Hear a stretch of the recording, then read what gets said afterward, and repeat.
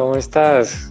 Qué dicha estar acá contigo. No, honradísima de tenerte aquí compartiendo pantalla. Para mí es interesante leer porque fíjate que dentro de mi consulta, cuando llega un paciente y me llega un ingeniero, yo entro en crisis, porque los ingenieros tienen una estructura, ¿sí? En su formación académica que a veces hace un poco más complejo el poder tratar ciertos temas o el poder enrolarlos en otro tipo de conceptos. ¿Qué hace un ingeniero o qué llevó a un ingeniero a estar aquí hablando de la muerte, del cierre de ciclo, del duelo? Bueno, es que yo creo que la muerte no excluye ni a los ingenieros, ni a los arquitectos, ni a los presidentes, ni a la gente, ni por razas, ni por tendencia económica. Entonces, es algo que sí o sí me concierne a nivel personal, pero también a nivel social, educativo. Yo desde hace mucho tiempo pues me entrené como ingeniero, pero ejercí realmente muy poco porque la vida como que me empujó al mundo del desarrollo humano, básicamente. No siempre estuve trabajando en el tema de la muerte, también trabajé mucho, mucho en gestión de emociones, en amor propio, también en el desarrollo personal en lo corporativo. Y bueno, todo eso fui como profundizando en los temas a medida que iba profundizándolos en mi propia vida, y eso desembocó en la muerte y en el tema de hacer las paces con la muerte. El ser ingeniero no es que lo aplique directamente, a pesar de que hago ecuaciones con la muerte todo el tiempo, pero no es que lo aplique directamente en el día a día, pero la mentalidad, como tú dices, ayuda. La mentalidad ayuda un poquito a poner claridad, ¿no? Cuando uno tiene que transmitir algo, es importantísimo tenerlo claro uno mismo. Entonces, el poder dentro de lo que se deja a la muerte sistematizar un poquito el conocimiento, entonces se puede transmitir más fácil. Cuando uno empieza a tocar un tema y de un experto como tú, pues uno quiere escuchar el concepto claro de lo que significa o lo que representa la palabra. Entonces, antes de empezar a desarrollar todo este conversatorio, explícanos qué es la muerte. Buenísimo. Se lo resumo corto y después un poquito más largo para entender por qué llegamos a eso. Muerte igual, esa es la primera ecuación que les voy a dar. Muerte igual transformación.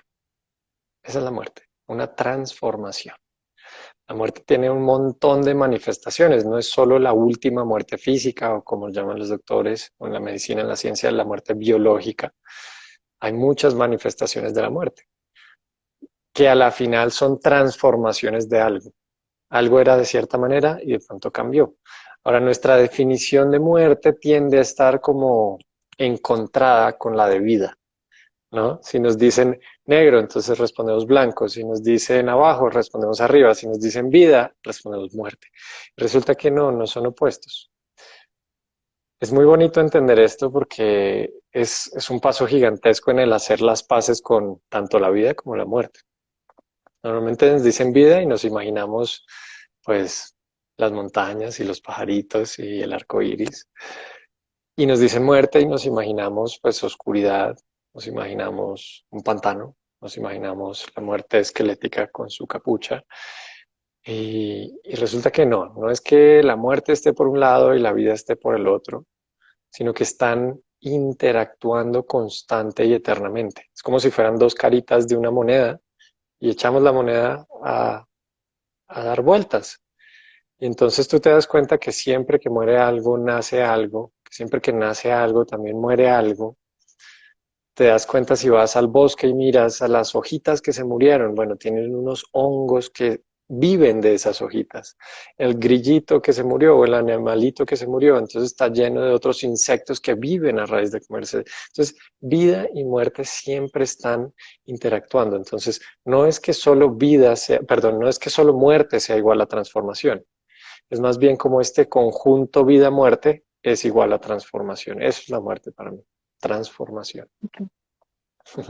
Porque cuando uno pregunta el concepto de la muerte y de acuerdo a las creencias religiosas, pues va a haber un concepto diferente, ¿no? Entonces es como si Mm. nos llegáramos a un acuerdo universal de qué es la muerte, ¿sí? Para unos es no sé, la terminación de un ciclo y no sabemos para dónde vamos. Para otros es la oportunidad de una nueva experiencia de desencarnar y empezar una nueva vida. Entonces, digamos que eso a veces genera como, como estas controversias y la aplicación o la experiencia de ciertas emociones frente a lo que nos han enseñado o lo que nos han dicho que supuestamente es, ¿no?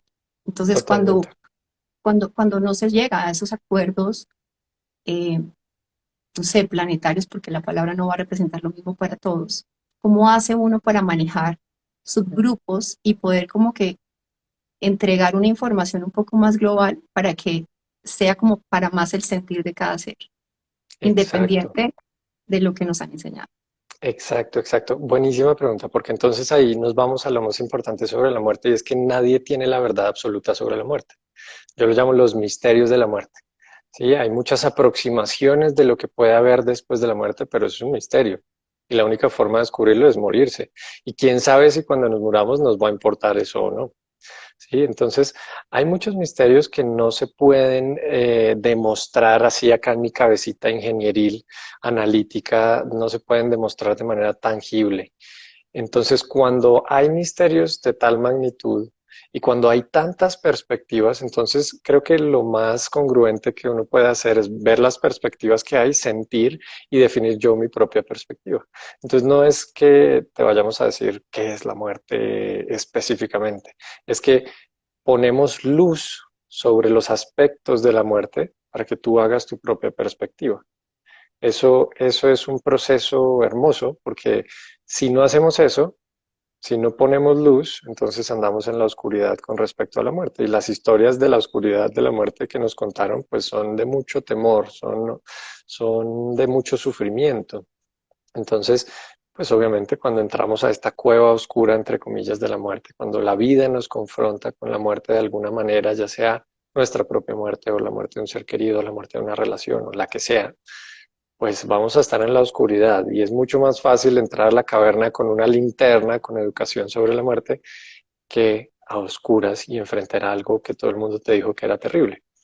Entonces, ¿cómo hacemos en este caso para cada uno ir definiendo qué es la muerte para mí? Hay para mí una mentalidad que es la base de eso y es comprender que la muerte siempre va a ser la muerte. Piense lo que yo piense, haga lo que yo haga, la muerte siempre va a ser la muerte. Ahora, hay otra cosa en la que yo sí puedo influir, es cómo va a ser mi experiencia de la muerte. Es diferente la muerte de mi experiencia de la muerte. Entonces, mi experiencia de la muerte tiene que ver mucho más con los filtros, con los lentes, las gafas a través de las que yo observo la muerte, que de la muerte misma. Te pongo un ejemplo muy bonito. Tú ahorita mencionaste que hay varias culturas que ven la muerte de diferentes maneras, entonces para ciertas culturas, digamos que hay como en el mundo de la espiritualidad y que creemos que hay algo después de la muerte, hay como dos grandes eh, como áreas, ¿no? Creencias. Una es que después de morirnos nos vamos a otros mundos, otra que puede ser, llámese el cielo, el infierno, y cada religión tiene lo suyo, ¿no? Otra es la de la reencarnación, ¿no? Entonces, dependiendo de cómo me porté en esta vida, voy a reencarnar en la otra y así. Hay una que a mí me pareció fascinante, que es una tribu, eh, bueno, es un pueblo, de hecho, en Indonesia, se llaman los Tana Toraya.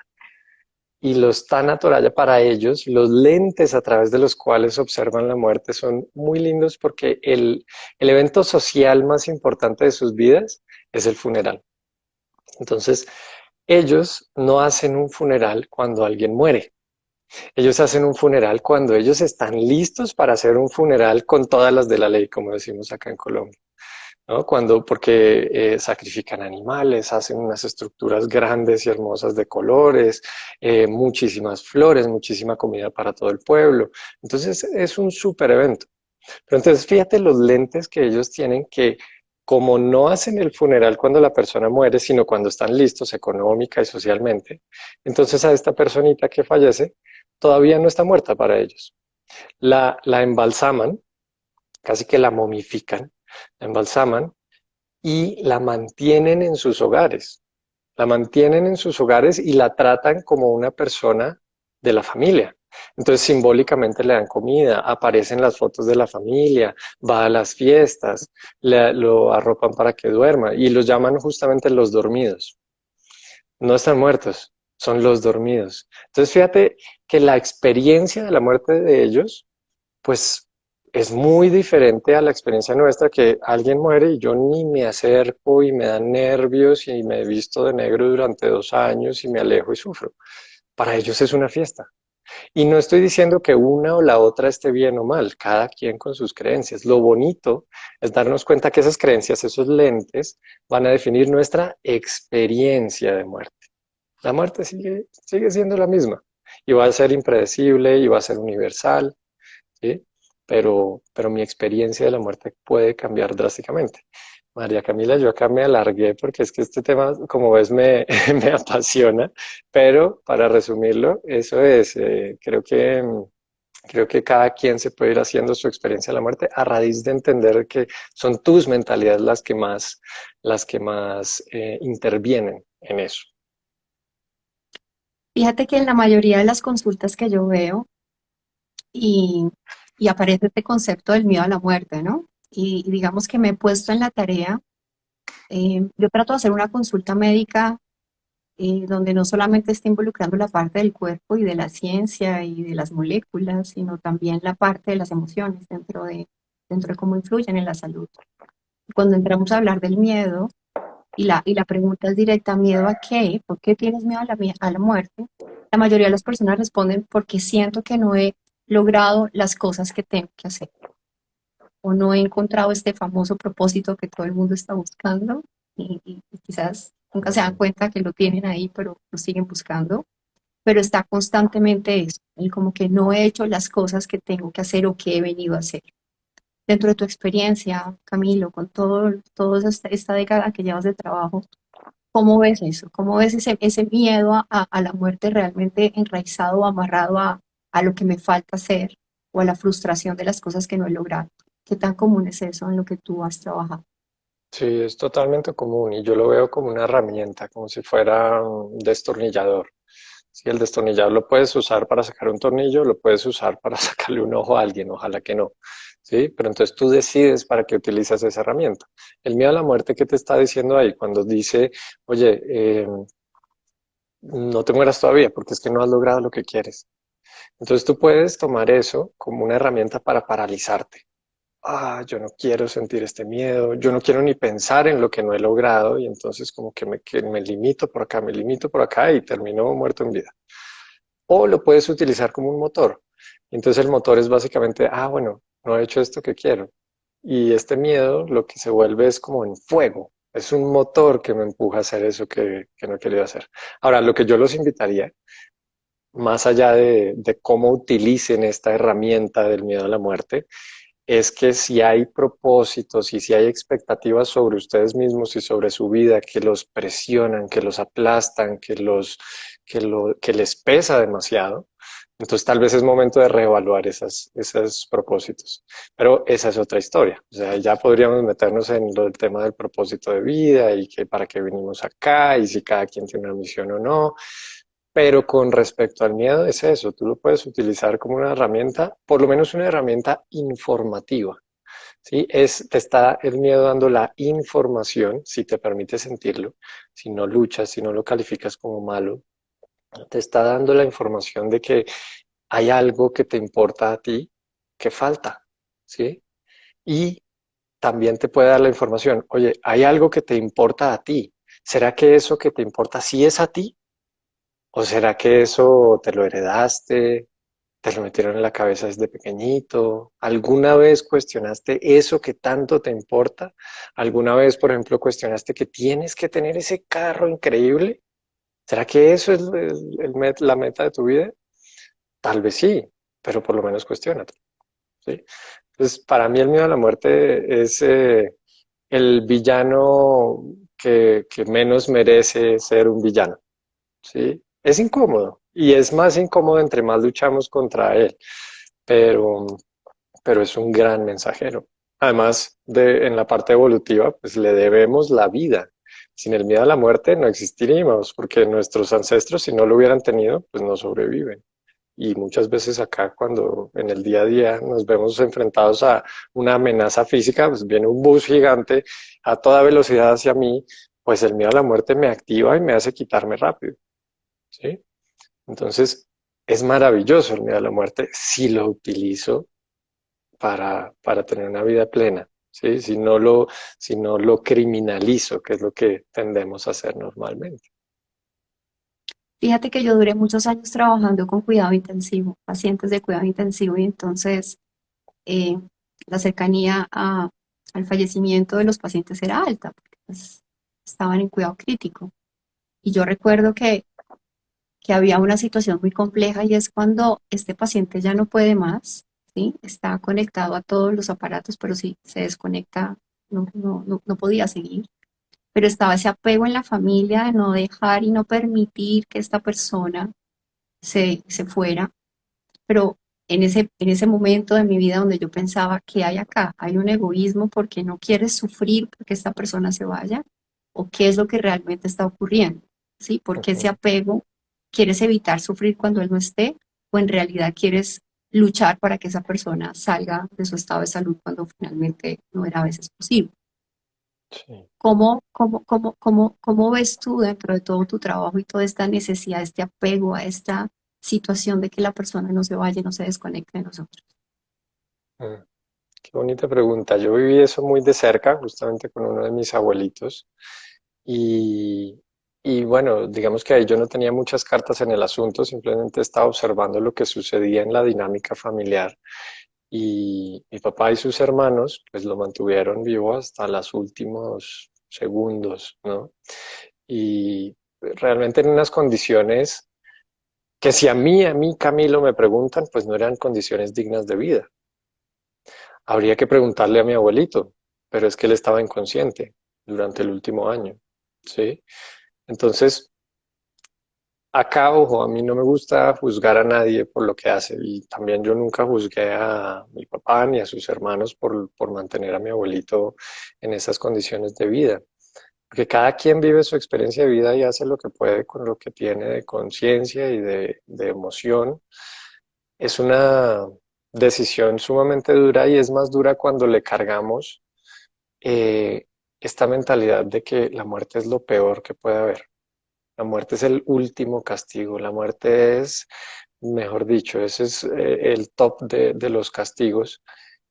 Yo diría que muchas veces no. Para mí es más duro estar sufriendo constantemente sin oportunidad de manifestarlo, sin oportunidad de moverme, con dolor constante y a simplemente morir. No tengo ni idea si morir sea más doloroso después, tal vez, no sabemos, pero yo sospecho que no. Entonces, esta es mi visión personal sobre el tema. Hay una herramienta maravillosa que son los documentos de voluntad anticipada, que acá les hago una invitación a todos los que están viéndonos. En todos los países hay un modelo, tal vez no se llaman documentos de voluntad anticipada, pero en todos los países hay algo similar, que son básicamente unos documentos que tú puedes llenar desde que eres mayor de edad. Y ojalá apenas nos dieran la cédula o la tarjeta de identidad, ahí yo lleno mis documentos de voluntad anticipada porque ahí yo puedo elegir. Entonces yo elijo, si a mí, si yo estoy en coma y ya lo único que mantiene mi vida son máquinas y mi vida no es digna, yo declaro en este papelito que para mí eso no es una vida digna y o por favor me desconectan. ¿Sí? O por favor me hacen una sedación paliativa. O en el caso de Colombia a veces se puede la eutanasia. Entonces, hay opciones. O también yo puedo decir, por favor manténgame vivo hasta que no se pueda más. ¿Sí? Y también puedo decir, entonces yo sí quiero donar órganos, no quiero donar órganos, se los dono a la ciencia, yo quiero que ojalá me entierren acá, yo quiero recibir este apoyo espiritual o no quiero. Entonces yo puedo definir mi fin de vida, pero ¿por qué no llenamos estos documentos que son tan útiles y nos van a evitar probablemente un montón de dolores de cabeza? Porque la muerte es un tabú. Y entonces ya solo el hecho de decirle, yo hice el experimento en mi familia, oye, llenemos estos documentos que, ay, no, no hables de eso. No hables de eso, todavía no, eso todavía no. Hasta que, obviamente, ya después trabajando en esto, todos lo llenamos y normal en la casa hablar del tema, pero pues sí hay que como atravesar esa incomodidad inicial de hablar del tema.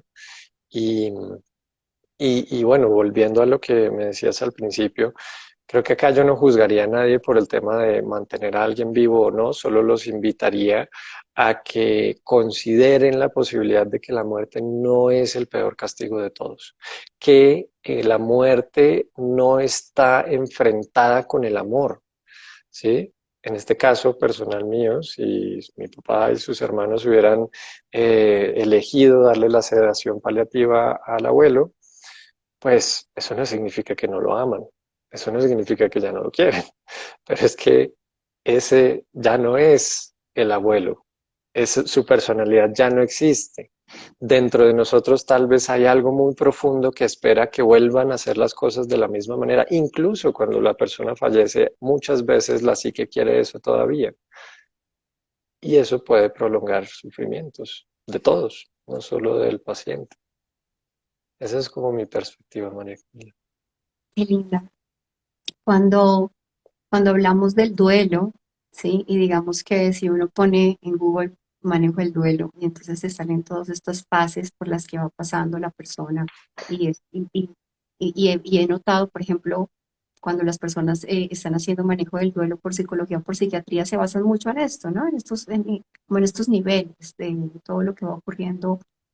No se ponen tiempos, ¿no? Porque obviamente cada persona va a pasar por tiempos diferentes, pero dentro de tu formación, lo que tú educas a las personas, ¿sí? En todos estos talleres de hacer paces con la muerte y todo, está incluido este manejo del duelo, pero quizás desde una perspectiva diferente a lo que desde la parte de la psicología o desde la parte de la psiquiatría se ha venido manejando, o tú respetas igual, consideras que estos ciclos son en cualquier forma se manejan de la misma manera.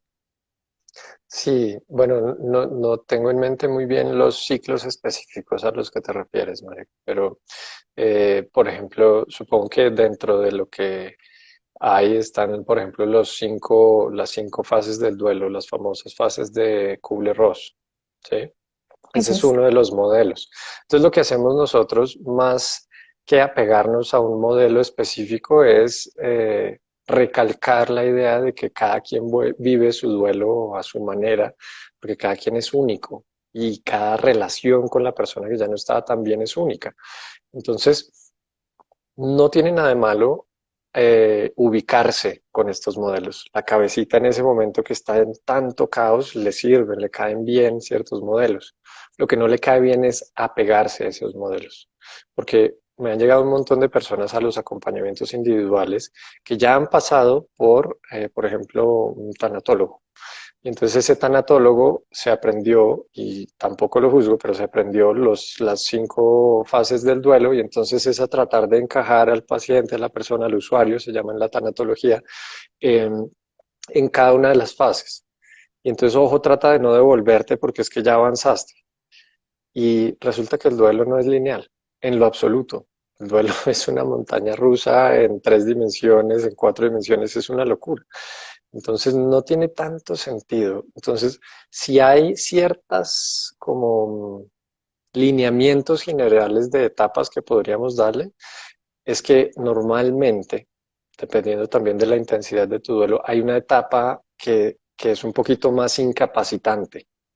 Cuando esa etapa incapacitante se prolonga demasiado, entonces hay que ponerle mucha atención al duelo y se puede volver lo que llaman un duelo patológico. Pero es muy normal que haya una etapa incapacitante, es muy normal que el duelo no te deje poner atención, no te deje pensar, no te quite la energía, te exponga a expresiones emocionales demasiado intensas, mucho más intensas que en cualquier momento de tu vida. Es normal que no le puedas poner atención a tus hijos, es normal que se te queme la comida porque se te olvida, hay una cosa que se llama anulación psíquica y entonces es como no puedes procesar información biológicamente como estás viviendo tanto dolor, ya sea emocional o sea físico, no puedes procesar información y se te olvidan las cosas, no entiendes las cosas. La gente se preocupa mucho y dice, esto es normal. Yo les digo, por favor, no trates de ser normal, trata de ser tú. Y eso es lo que estás viviendo tú en este momento. No hay que rechazarlo, tampoco hay que resignarse, ¿sí? hay que vivirlo, hay que transitarlo, mejor dicho, ese duelo es para transitarlo, para atravesarlo y para integrarlo a tu vida, porque al final el duelo no es que, ¡pum!, se acabó, cumplí mis 5 etapas y se acabó, que eso es como el imaginario muchas veces, sino que el duelo se va transformando durante toda la vida.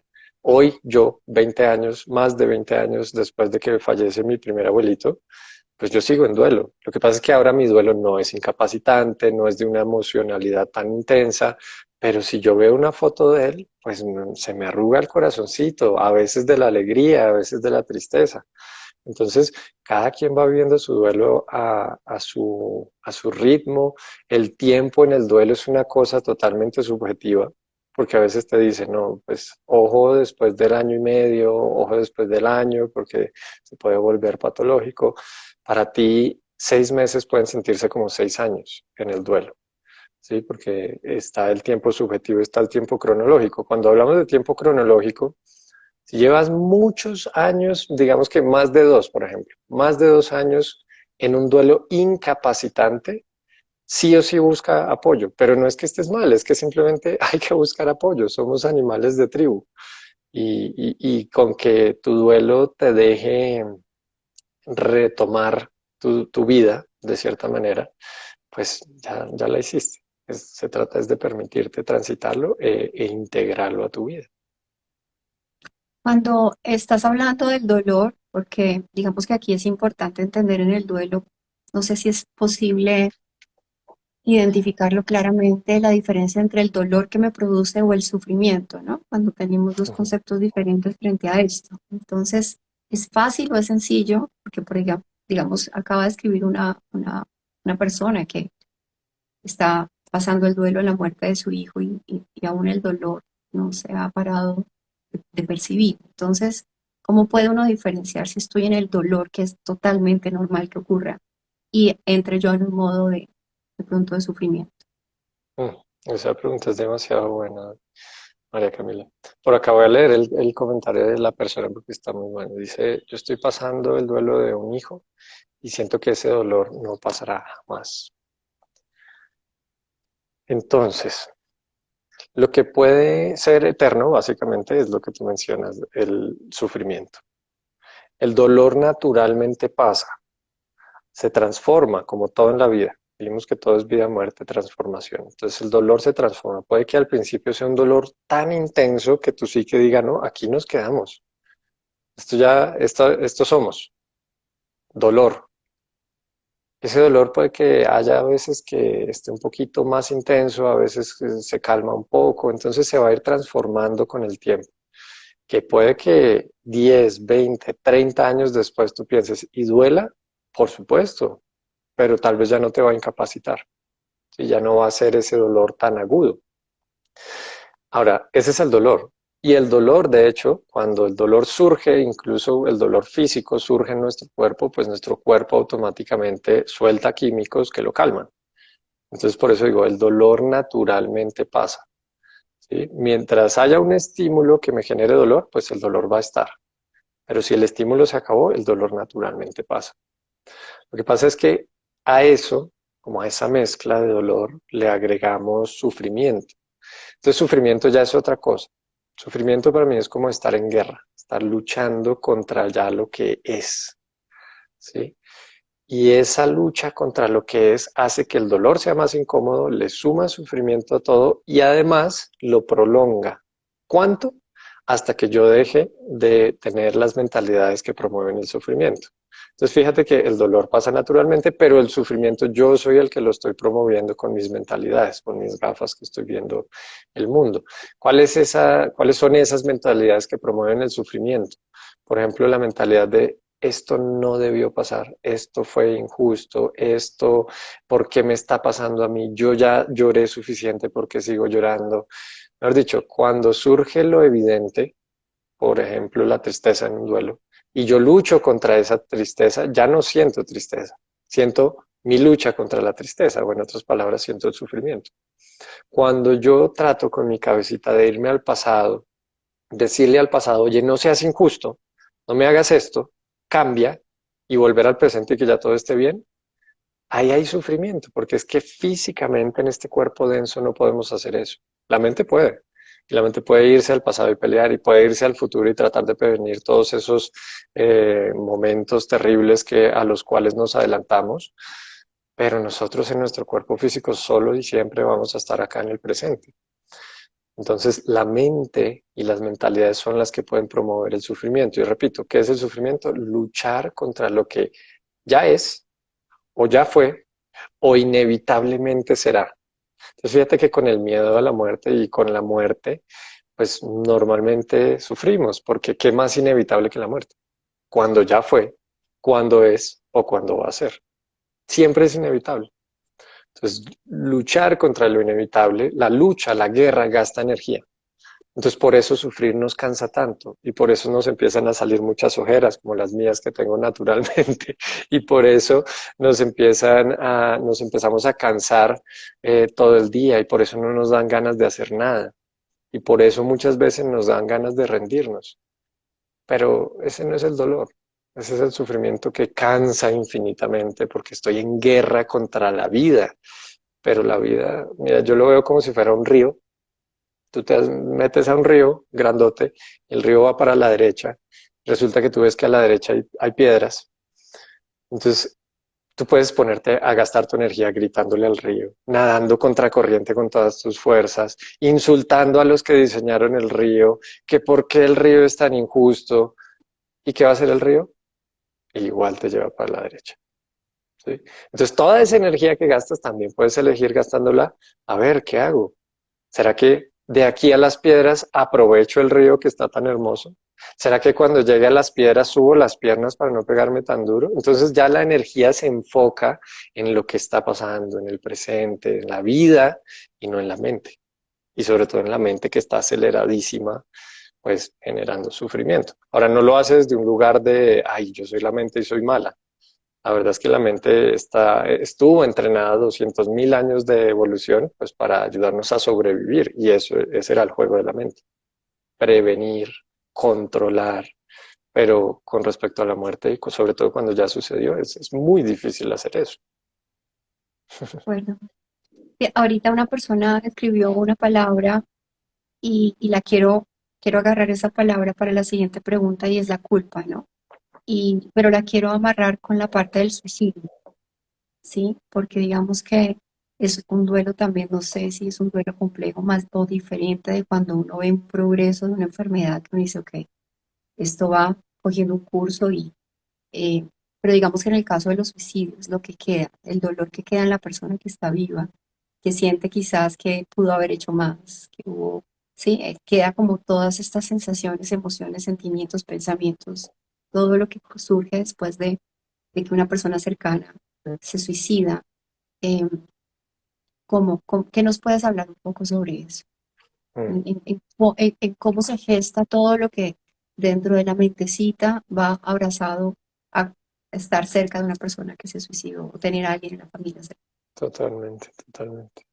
Hay algo muy bonito de entender es que la culpa no es una emoción, sino un sentimiento. Las emociones son las básicas, ¿no? La tristeza, la rabia, incluso el asco, la alegría, el miedo, las emociones como que puede sentir un bebé. Si miramos un bebé, pues el bebé no siente culpa. Sí, puede que sienta rabia, puede que sienta tristeza, tal, pero el bebecito no siente culpa, no es una emoción básica, es un sentimiento. ¿Y qué es un sentimiento? Es una emoción que va amarrada o que va promovida con un pensamiento, con una mentalidad, ¿sí? Entonces, eso es la culpa. Un montón de emociones súper incómodas que surgen a raíz de una mentalidad que yo tengo. Ahora, les pongo, digamos que un poco de luz sobre qué es la culpa para que si están viviendo este tipo de culpa puedan vivir su situación con más culpa. Esto no significa que tal vez vaya a doler menos ni nada, pero por lo menos van a entrar a la cueva con una linterna, ¿sí? Entonces, esa mentalidad que promueve la culpa es relativamente sencilla, ¿no? Yo tengo una expectativa por acá arriba de lo que yo debía hacer, pero la realidad estuvo por aquí abajo, no lo hice, ¿sí? Entonces hay como una distancia grandota mental entre lo que yo debí ser y lo que fui. Lo que pasa es que eso ya pasó. Eso ya está en el pasado. Entonces, de nuevo es la mente tratando de irse al pasado, arreglar las cosas en su máquina del tiempo, volver al presente y que ya todo esté bien. Entonces, de primerazo sabemos, lo que causa la culpa es una mentalidad. Y lo segundo es que es una mentalidad que me hace estar en guerra, gastar mucha energía tratando de arreglar algo que ya pasó, que por definición es imposible. Entonces voy a gastar toda esa energía que gasté ahí, que invierta ahí. Entonces la culpa viene siendo eso como a nivel general de la culpa. Ahora, a mí me gusta comenzar a dividirlo en dos tipos de culpa porque a veces sí amerita que sintamos culpa y es cuando de verdad tenemos la culpa. Si yo empujé a alguien por el barranco y se murió, pues voy a sentir mucha culpa, ¿sí? Y puedo comenzar a buscar estrategias para solucionar esa culpa, para compensar esa culpa, puedo acceder a acciones eh, sociales, ¿sí? Puedo ayudar a las personas, puedo ser una, entre comillas, mejor persona yo mismo, ¿sí? Esa es una culpa que merece reparación. Pero cuando yo me estoy culpando por algo que debí supuestamente hacer cuando no tenía la conciencia para hacerlo, pues es que ahí es una guerra perdida de nuevo. Entonces esa es una culpa irracional, básicamente, que tiene sentido con el duelo, porque es que el duelo, sobre todo al principio, no es racional. Entonces las personas que estén viviendo la culpa en este momento, no les quiero decir quítense la culpa, que eso no tiene sentido. Más bien, ese es su proceso. Su proceso es vivir culpa en este momento. Su proceso, tengamos en mente y corazón que no es un proceso racional y eso no tiene nada de malo. Nosotros creemos que somos animalitos muy congruentes y racionales, pero si nos ponemos a ver nuestras acciones a nivel global, a nivel, no somos. Somos un gran porcentaje de animalitos todavía y simplemente el duelo no se vive de manera muy racional al principio. Entonces, si están viviendo esa culpa, para mí la mejor, entre comillas, solución a la culpa no es solucionarla, es acompañarla. Acompáñense de alguien en esa culpa. Acompáñense de un tanatólogo, acompáñense de un acompañamiento de duelo, de un familiar que sepa escuchar, de un amigo que los ayude a soltar todo eso que tienen dentro. Escríbanlo. Si es que no hay una persona específica, acompáñense de un cuaderno y escríbanlo, ¿sí? Pero no estén más en guerra, es que ya estamos en guerra con todo. No vale la pena estar ahora en guerra también con la culpa que siento. Entonces es un proceso natural. Es proceso básico. Si es una culpa que merece reparación, pues reparo. Si no, la acompaño, la vivo. No va a estar ahí toda la vida, ¿sí? Entonces, en el caso del suicidio, es probablemente el sentimiento más común de todos, ¿sí?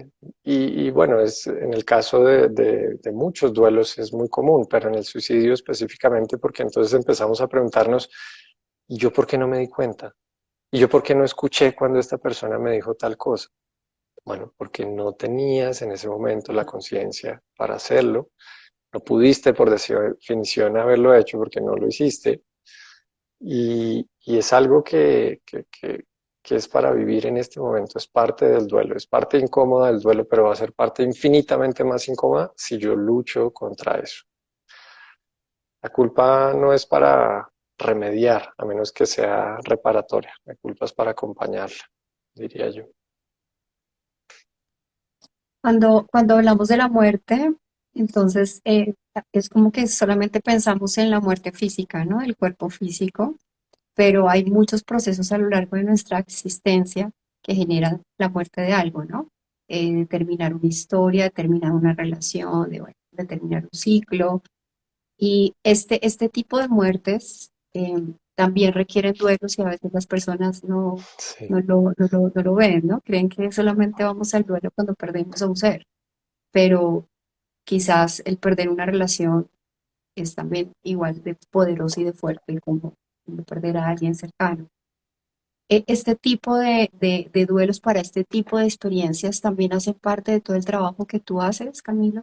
Sí, por supuesto. Parte de hacer las paces con la muerte es entender que no es solo hacer las paces con la última muerte física o con la muerte biológica, sino que entender que la muerte no es algo por allá al final de la vida, cuando ya, listo, se acabó mi vida. Esa es una muerte, esa es una manifestación de la muerte, es la más popular, por supuesto. pero hay muchas otras que nos acompañan desde el momento en que estamos gestándonos. ¿Sí? Entonces, toda la vida, la muerte está acá al ladito, dentro, en todo lo que nos rodea, en todo lo que nos compone. Entonces, no es hacer las paces con allá por un evento, por allá al final, es hacer las paces con mi momento a momento de la vida. Y como tú dices, hay muchas manifestaciones de la muerte y por supuesto que comprendemos cómo, o ponemos, le damos luz a cómo abordar estas manifestaciones de la muerte de las relaciones afectivas que hablabas ahorita de una relación, es sumamente común y se aborda, digamos que esta podría ser, diría yo, la segunda más popular. Sí, porque es algo que todos hemos tal vez sentido en algún momento, el duelo de una relación, ya puede ser una relación romántica, pero también puede ser una relación con un familiar o con un amigo o con alguien. Entonces todos en general hemos tenido alguna muerte de una relación, pero hay otra súper común que todos hemos vivido y que esta pandemia empujó muchísimo y que también merece un duelo, y es la muerte de la identidad, esa duele, y esa está muy amarrada a la muerte de las relaciones afectivas, porque las relaciones hacen parte de mi identidad, tanto que yo lo llamo mi papá, mi mamá, mi pareja, es mi identidad. Entonces, cuando se me quita eso, o cuando la pandemia me quitó el trabajo, o cuando yo tuve que cambiar de ocupación, o cuando ya no pude ver a los colegas en la oficina, sino que todo es virtual, entonces ahí va habiendo muertes de esta identidad que yo, mejor dicho, de esta personalidad que yo forjé acá en mi cabecita. Y a pesar de que es en mi cabecita, duele, ¿no? Y hay muchas otras, ¿no? Está la muerte de la salud, la muerte del crecimiento, la muerte de la expectativa, que tiene mucho que ver con lo de la culpa que hablábamos. Yo tengo una expectativa de vida y no se cumple y no se da, entonces esa expectativa muere, ¿no? La carrera que siempre quise hacer y no hice, el viaje soñado que no pudimos hacer por la pandemia, la pareja que siempre soñé pero no pude. Entonces todas esas expectativas van muriendo, incluso la muerte de los bienes materiales, ¿no? Es otra que a veces la menosprecian mucho, pero igual duele, ¿no? Yo estuve en unos terremotos en México en el 2017 y se derrumbaron edificios enteros, muriendo no solo personas físicamente, sino muchas muertes de bienes materiales. Y por supuesto que hay que ponerle atención a eso. Mejor dicho, donde haya dolor hay que poner atención. No es como dependiendo de lo que murió, pongo atención. No, no, no, porque es que puede ser mi pescadito, el guppy, que vivió 5 días, pero si eso me genera dolor, hay que ponerle atención. Dolor es dolor, no importa de dónde venga. ¿Sí? Me encanta esta aclaración que dices, y excúsame interrumpirte, y es que eh, el dolor es como tan individual y la importancia de lo que algo representa para mí, muchos no lo pueden saber porque realmente es una percepción muy personal, ¿no? Digamos el ejemplo que colocas cuando, por ejemplo, muere una mascota. Entonces, para Ujú. algunas personas la muerte de su mascota es una cosa, un integrante más de la familia, ¿sí? Sí. Y pero de pronto la importancia desde otra visión es, pero si es un animal. Entonces es Ujú. como que las personas que nos están escuchando entiendan que su dolor es totalmente válido, así sea de la cosa más sencilla, pero para ustedes es importante y es totalmente válido sentirlo y expresar, porque a veces nos Total, da miedo como buscar ayuda por algo que pensamos que quizás no sea importante, pero pues, para el que lo está sufriendo es el que lo está experimentando y el que sabe qué tan importante es en realidad. totalmente de acuerdo. La frase que dijiste es perfecta. Su dolor es válido. Ese dolor, simplemente por el hecho de ser dolor, es absolutamente válido. El dolor es para eso, para ponerle atención. Si no, no dolería. Si yo pongo la mano en la estufa y no me duele, no le pongo atención. Lo mismo con el duelo y lo mismo con cualquier tipo de duelo, venga de donde venga. Lamentablemente hay muchas circunstancias que socialmente se menosprecian y como que socialmente decimos, no, no, no, pero es que eso no amerita dolor. Pero espérate, ya lo estoy sintiendo. Entonces, ¿cómo hago? ¿Me lo saco, me lo quito, me devuelvo el tiempo? ¿Qué hago? Muchas veces, bueno, la muerte de las mascotas y te dicen, ay, era solo un animalito, te puedes conseguir otro y tal. Dolor es dolor. La muerte de los abuelitos. Fíjate lo fuerte que es esto. Te dicen, "Ah, es que ya estaba muy viejito, ya había vivido una gran vida, una larga vida, ya era su momento. eso es irrelevante. Para mí lo que estoy sintiendo es dolor, ¿de acuerdo? Entonces, dolor es dolor. Las muertes que socialmente eh, son un estigma, ¿no? El suicidio, por ejemplo. Es un estigma al punto en que a veces las familias cuyo familiar se muere por suicidio no lo dicen y dicen que fue un ataque cardíaco, dicen cualquier otra cosa. Y entonces se reprime todo ese dolor tan intenso de la muerte de un suicidio. O la muerte, fíjate, está interesante, la muerte de un amante. Como era una situación que socialmente no era aceptada y probablemente se vivía en secreto, pues la persona no puede vivir ese dolor. Entonces entran a juzgarte y decir, pero es que tú lo que estabas haciendo está mal. No, pero espérate, tengo dolor. Es que dolor es dolor. Sí, la muerte por el SIDA también, como es un estigma social, entonces no, que un cáncer, no, no, no, es que tengo dolor, dolor es dolor. Hay muchas muertes que menospreciamos, la muerte de un hijo, es que a mí, a medida que hablo esto, me parece como cada vez más doloroso para mí mencionarlo, solo mencionarlo, porque imagínate que alguien muera a su hijo y lo primero que le dicen es, bueno, estás joven, puedes tener otro. Espérate, pero es que estoy sintiendo dolor. Dolor es dolor, no trates de opacar mi dolor. Ese es el problema en nuestra sociedad. No es el problema, es el reto más grande que tenemos. Aprender a sostener el dolor del otro. Esa debería ser una materia en kinder, en primero, en segundo y que hasta toda la universidad lo veas, porque todos lo vamos a hacer en algún momento, todos vamos a vivir entre 15 y 20 duelos significativos en nuestra vida y estamos rodeados de esa cantidad de duelos también. Todos nos vamos a morir, todos vamos a sentir dolor. Entonces, qué bonito sería poder sostener el dolor del otro sin apagarlo, sin negarlo, validándolo, como decías. Hay una persona que constantemente está escribiendo y nos pide que hablemos de las muertes violentas. No ha especificado qué quiere que hablemos o qué necesita escuchar, pero con tu experiencia, ¿qué puedes hablar un poco sobre eso, Camilo?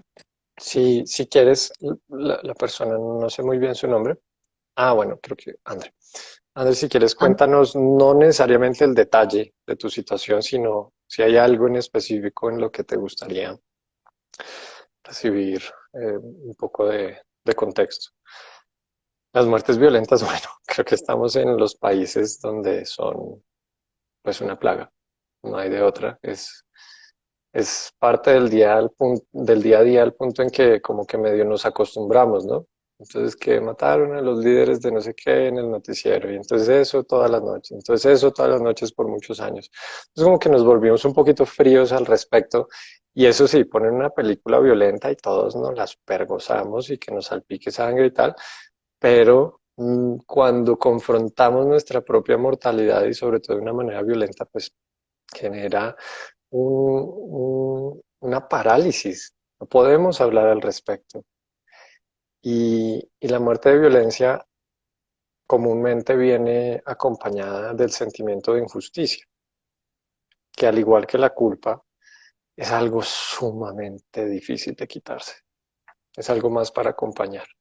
Yo creo que la muerte violenta y el duelo por muerte violenta, si hay algo que podemos hacer al respecto de eso, es comenzar a acompañarlo sistémicamente como sociedad, ¿sí? Porque es que es muy sencillo, claro, hacer alboroto y salen los noticieros probablemente, pero ya vi que acá André nos compartió su situación, entonces ya ahorita lo abordamos.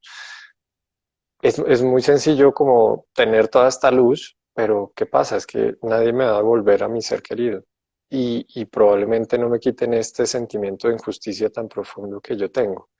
Entonces, como es una situación tan intensa, vivirlo en soledad es más intenso todavía.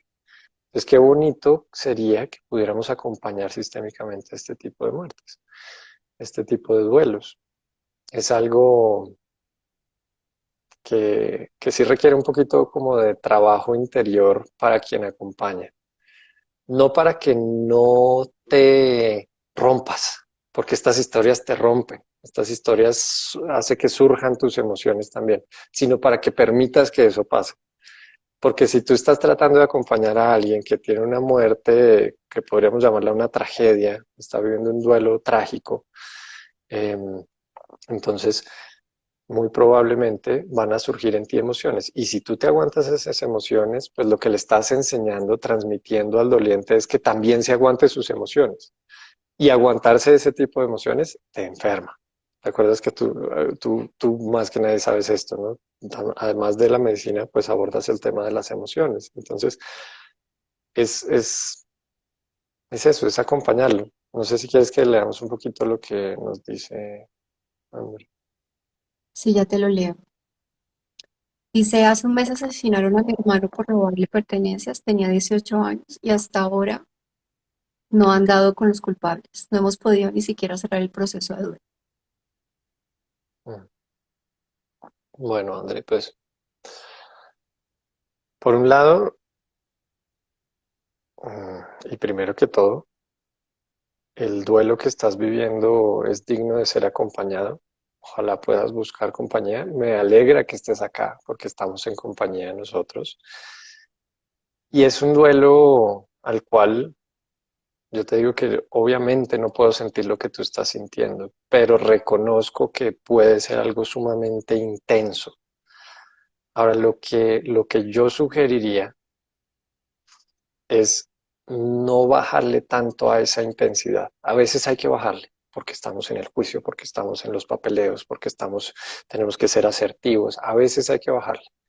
Pero eso que tú sientes es justamente lo que tu ser necesita sentir en este momento. Puede ser muy incómodo. Y créeme, puede ser injusto. Es que a mí nunca van a escucharme decir, oye, es que eso era lo que tenía que pasar y eso es perfecto y le vas a encontrar un aprendizaje. No, no, no, espérate. Mientras sentimos dolor, ni se habla de aprendizajes. Porque es que acuérdate que el 70% de nuestra capacidad cognitiva está disminuida porque estoy sintiendo dolor. Es como si me parto las dos piernas y me dicen, oye, soluciona este examen de matemáticas, por favor. No, pero espérate que me duelen las piernas. ¿Sí? Entonces, esto es momento de sentir.